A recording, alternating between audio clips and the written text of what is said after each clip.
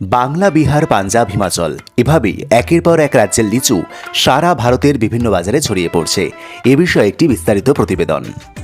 বাংলা, পাঞ্জাব, হিমাচলে লিচুর উৎপাদন হলেও তা পাকতে এখনও বেশ কিছু দেরি। তবে বাংলার লিচুর স্বাদে গন্ধে যেমন জগৎবিখ্যাত, তেমনই বাজারে উপস্থিত হয় সর্বপ্রথম।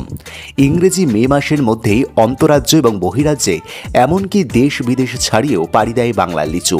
বাংলার মধ্যে বারুইপুর, মালদা, মুর্শিদাবাদ এবং নদিয়ার শান্তিপুর অন্যতম।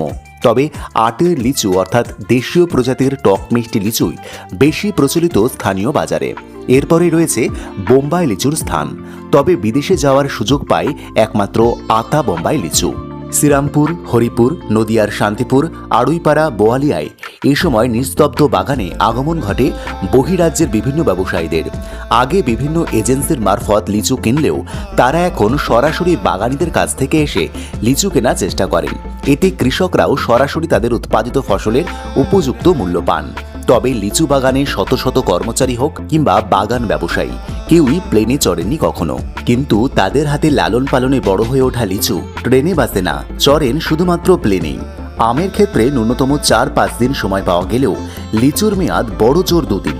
তাই উপযুক্ত সময়ে বাজারজাত করতে ক্রেতারা প্লেনে নিয়ে যান সুমিষ্ট মরশুমি এই ফল। প্রতিটি পিচবোর্ডের বাক্সে 40 থেকে 50টি লিচু সম্বলিত আঁটি, 10টি দিয়ে প্যাকিং করা হয় বক্স। বাগান থেকে সরাসরি যায় দমদম বিমানবন্দরে, তারপরেই উড়ে যায় বাংলার গর্বের লিচু, যা শোভা পায় দেশ বিদেশের বিভিন্ন শপিং মল থেকে শুরু করে আন্তর্জাতিক বাজারে। নদিয়া থেকে